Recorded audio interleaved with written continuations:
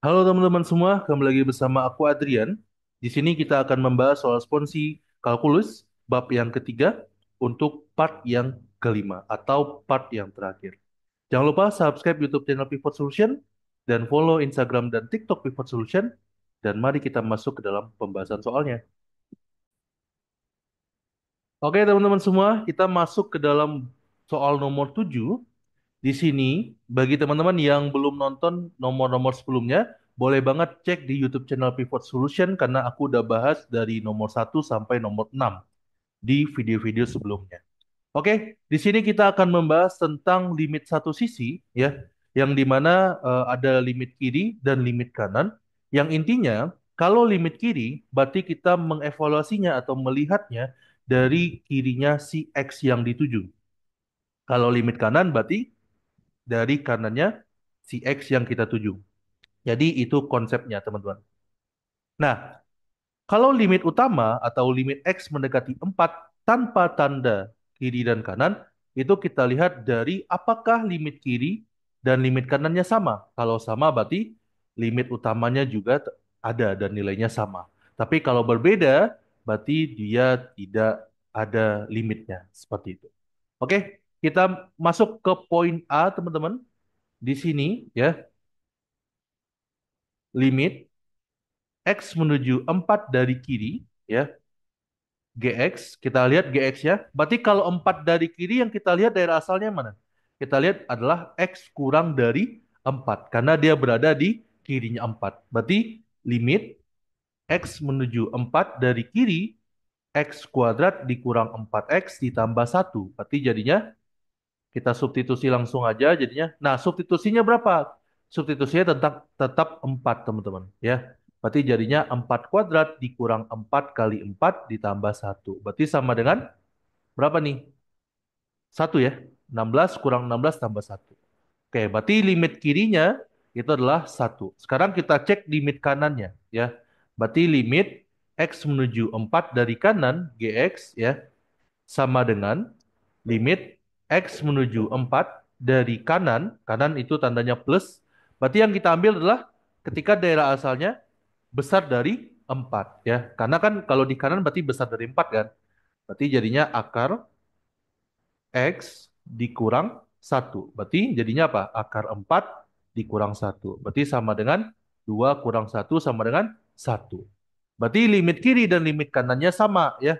Berarti yang C bisa kita simpulkan karena ya limit X menuju 4 dari kiri GX itu sama dengan limit X menuju 4 dari kanan GX sama dengan 1 ya. Maka ya limit X menuju 4 dari GX-nya itu juga sama dengan 1. Karena kalau limit kiri sama dengan limit kanan sama dengan sebuah nilai, maka limit utamanya juga sama dengan nilai itu juga. Seperti itu, teman-teman. Oke, kita masuk ke nomor 8 ya. Nah, di sini ada beda nih. Kok tadi kan cuma kecil dan besar doang nih. Sekarang ada tanda sama dengannya. Nah, apa bedanya? Mari kita bahas. Nah, sekarang yang poin A, ya, limit seperti yang kita konsep yang kita pelajari tadi, ya. Berarti kalau yang di kiri kita ambil yang mana? Yang kecil dari satunya. Berarti jadinya limit X menuju 1 dari kiri, ya. Berarti yang kita pakai adalah 3X ditambah 2. Berarti jadinya 3 kali 1 ditambah 2. Berarti sama dengan 5. Berarti yang B, ya, limit X menuju 1 dari kanan, HX, berarti yang kita ambil yang besar dari satunya ya. Limit X menuju 1 dari kanan, berarti fungsinya adalah 10X dikurang 7. Berarti jadinya 10 kali 1 dikurang 7. Berarti sama dengan 3. Nah, kalau dia limit utama, apakah kita pakai yang sama dengan?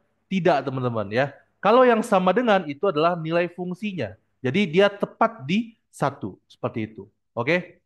Berarti di sini ya, kita buat kesimpulan aja karena ya limit X menuju 1 dari kiri dari HX ya itu sama dengan 5 dan itu tidak sama dengan limit X menuju 1 dari kanan HX yang sama dengan 3 ya. Maka limit X menuju 1 dari HX-nya, itu berarti tidak ada. Nah, berarti ini kesimpulannya, teman-teman. Oke? Sampai sini aman ya untuk soal nomor 7 dan 8 tentang limit satu sisi. Kita masuk ke soal nomor 9. Oke, untuk nomor 9 ini kita akan membahas tentang teorema Apit, teman-teman. Jadi di teorema Apit itu berbunyi ya. Jadi intinya kalau kita ya punya fungsi fx besar sama dengan kecil sama dengan gx, kecil sama dengan hx ya. Dan nah, limit dari x menuju a dari si fx itu sama dengan ya L dan sama juga dengan limit X menuju A dari si HX, maka ya limit X menuju A dari GX itu juga sama dengan L. Artinya kalau dia berbentuk seperti ini dan limit fungsi kiri dan limit fungsi kanan pada titik yang sama itu bernilai sama, maka limit yang di tengah tanpa kita cari pun itu nilainya sama juga. Itu konsepnya teman-teman. Oke? Nah, sekarang kita masuk ke poin A dulu ya. Nah, untuk poin A sendiri ya. Nah, untuk poin A ini di sini kan ditanya limit X menuju 0 ya, X pangkat 4 cos 2 per X, ya enggak? Nah, tapi ya, tapi karena di sini nggak ada keterangan kayak gini, kita yang memunculkan. Caranya gimana? Kita ingat bahwa cos dari berapapun sudutnya itu terletak dari -1 sampai 1 ya. Jadi itu kata kuncinya. Oke. Nah, sekarang kita samakan aja yang di tengah ini sama yang ingin dicari. Berarti jadinya kita kalikan dengan X pangkat 4 ya. Berarti ini cos 2 per X. Ini berarti kecil sama dengan karena ini dikali dengan pangkat 4 berarti ini kali juga X pangkat 4. Berarti X pangkat 4. Ini juga min X pangkat 4. Udah, berarti udah sama kan?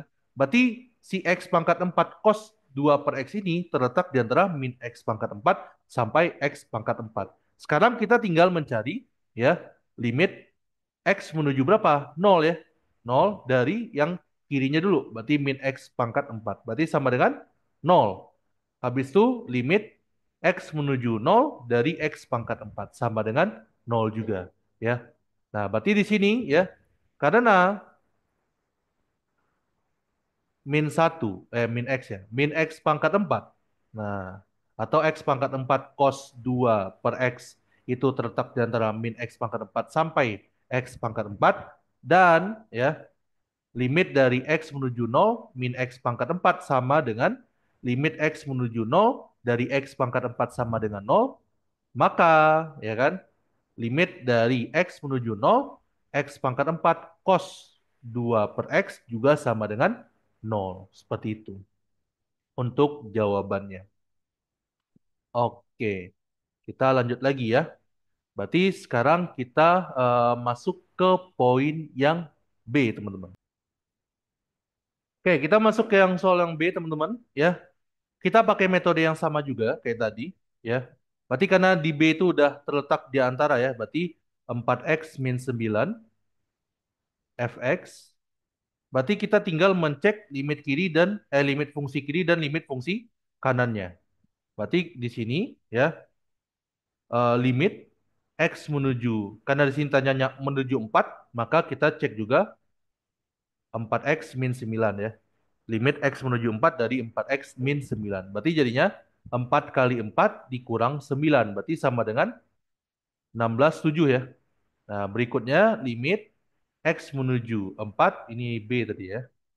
Dari X kuadrat dikurang 4X ditambah 7 ya. Berarti ini jadi sama dengan 4 dikuadratkan dikurang 4 kali 4 ditambah 7. Berarti sama dengan 7 juga. Nah, baru karena dia sama ya kan, bikin aja karena ya 4x min 9 x kuadrat dikurang 4x ditambah 7 dan ya limit x menuju 4 dari 4x min 9 itu sama dengan limit X menuju 4 dari X kuadrat min 4X ditambah 7 sama dengan 7, maka ya kan, maka apa? Maka limit X menuju 4 dari Fx itu juga sama dengan 7. Seperti itu. Karena kita udah memenuhi persyaratan dari teorema apitnya, teman-teman. Oke, sekarang kita masuk ke poin C supaya sama aja ya. Di sini cos theta kecil sama dengan sin ya. Sin theta per theta ya. Ini berarti satu ya. Nah, di sini berarti tinggal kita cek cos theta limit ya. Limit theta menuju nol ya. Di sini karena dia mencari theta menuju nol, maka kita limitkan juga theta menuju nol dari cos theta. Kita substitusi jadinya apa? Berarti jadinya cos nol. Cos nol itu apa? Satu ya. Habis itu limit dari X menuju, theta menuju nol ya dari satu. Berarti ini jadinya satu ya. Karena limit dari X menuju apapun dari konstanta itu sama dengan konstanta itu juga. Nah, buat aja karena ya kan cos theta kecil sama dengan sin theta per theta kecil sama dengan satu, maka dan ya limit x menuju theta menuju nol dari cos theta itu sama dengan limit theta menuju nol dari satu sama dengan satu, maka ya maka apa? Maka limit theta menuju nol dari sin theta per theta itu juga sama dengan satu. Seperti itu, teman-teman.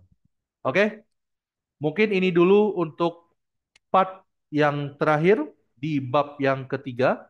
Sampai jumpa di bab-bab berikutnya. Dan jangan lupa subscribe YouTube channel Pivot Solution, follow, like, dan komen konten-konten yang ada di Instagram atau TikTok Pivot Solution. Dari aku itu dulu, terima kasih dan sampai jumpa. Bye-bye.